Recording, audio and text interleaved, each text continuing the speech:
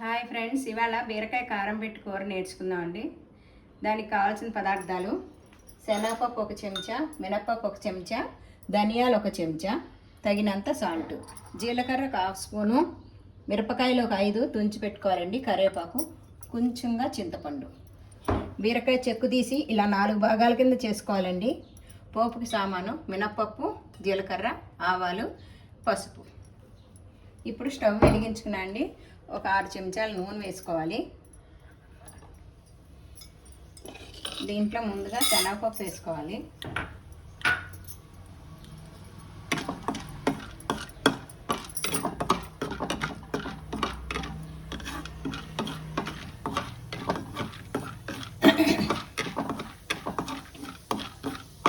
ఇవి కొంచెం అన్ని క్రీమ్ కలర్లోకి వచ్చాక కొంచెం శనగపప్పు టైం తీసుకుంటుంది కాబట్టి ముందు శనగపప్పు వేసుకోవాలి. కొంచెం అది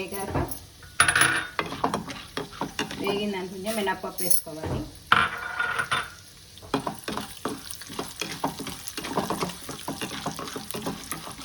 క్రీమ్ కలర్లోకి వస్తున్నాయండి ధనియాలు.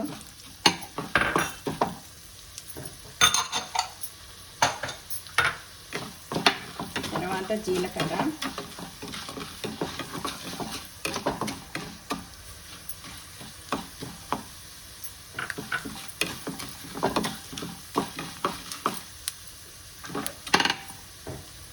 మిరపకాయలు, తుంచి పెట్టుకున్న మిరపకాయలు,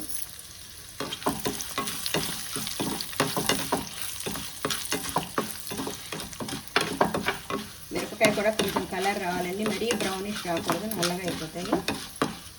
కరివేపాకు బాగా వేగాలండి. ఈ విధంగా వేసుకోవాలి.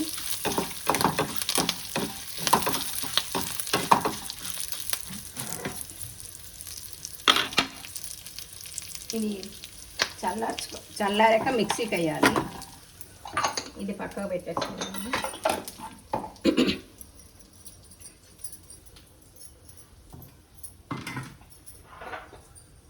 ఇలా మిక్సీ జార్లో వేసేసుకొని చల్లారాక మిక్సీకి వేసుకోవాలండి. వేడి వేయకూడదు.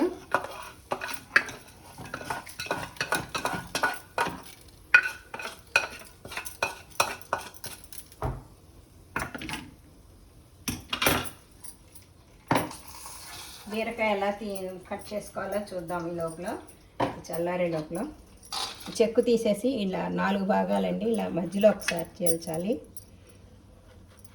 ఇలా 4 భాగాల కింద వస్తుంది. ఇది మిక్సీ చేసుకుని దీంట్లో ఫిల్ చేసుకోవాలి. ఇప్పుడు మిక్సీ తగినంత సాల్ట్ వేద్దాము.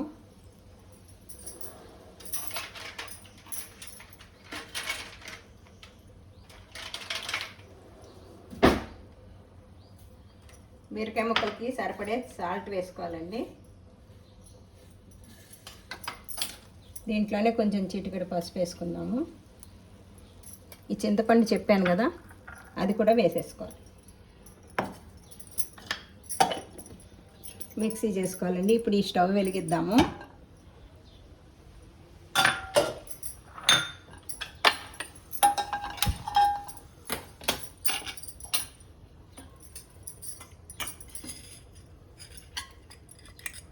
దీంట్లో ఒక 5 స్పూన్లు నూనె వేద్దామండి. ఇది కాగుతూ ఉంటుంది.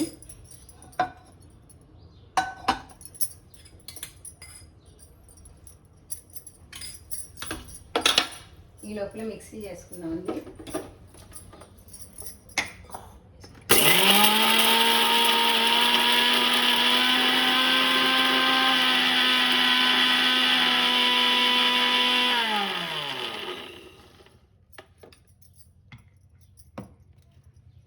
అయిపోయిందండి.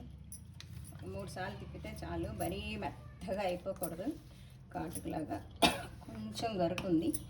ఒకసారి చేస్తాను.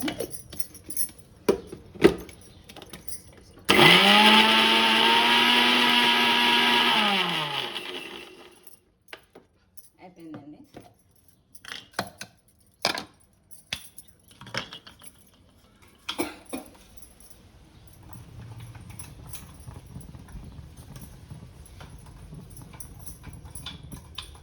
ఇది బాగా ఒక బౌల్లోకి తీసేసుకొని ఇది ముందుగా చీల్చుకున్న దాంట్లో ఇలా వేసుకోవాలండి, కూరుకోవాలండి. ఈ 4 భాగాలు తీసి అన్నింట్లోనూ ఇలా కారం అంటుతుంది. వంకాయ చేసుకుంటాం కదా, గుత్తి వంకాయ, అలాగే బీరకాయ కారం పెట్టుకోరు గుత్తుగా.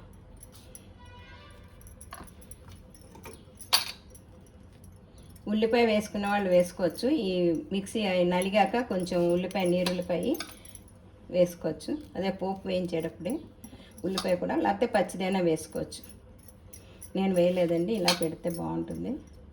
ఇష్టం, ఎవరిష్టం వాళ్ళది. ఉల్లిపాయ కూడా వేసుకోవచ్చు వేసుకున్నాం. ఇది కమ్మగా ఉంటుంది. ఇలా కూరేసుకోవటం అన్నింట్లోనూ మనం. ఇది 1/2 కేజీ బీరకాయలండి.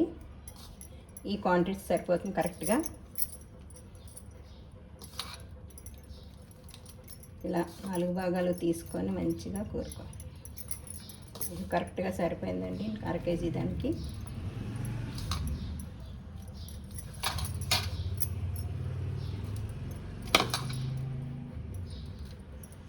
ఒకసారి విరిగిపోతే జాగ్రత్తగా చూసుకోవాలి.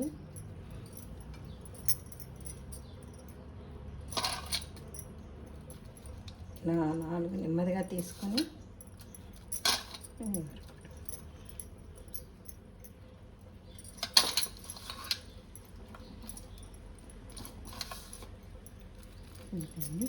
ఇప్పుడు స్టవ్ వేడెక్కిన నూనె, దీంట్లో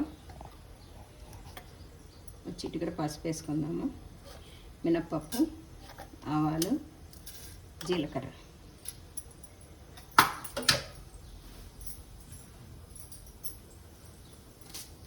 కొంచెం అంత కరివేపాకు.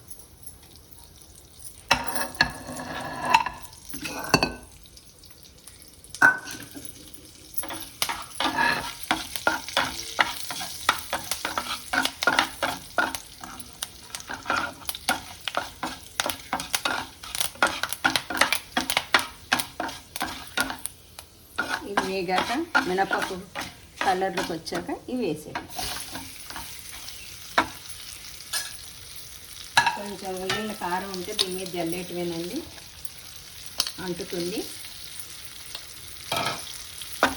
అడుక్కి పైకి కలుపుకోవాలి. నెమ్మదిగా సిమ్లో మగ్గాలండి, హైలో పెట్టకూడదు.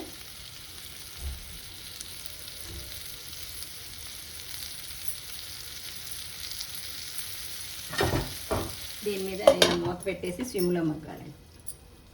ఇదిగోండి, చూసారా, 10 నిమిషాలకి ఇలా నూనె తెరులుతోంది. ఇప్పుడు అయిపోయినట్టే.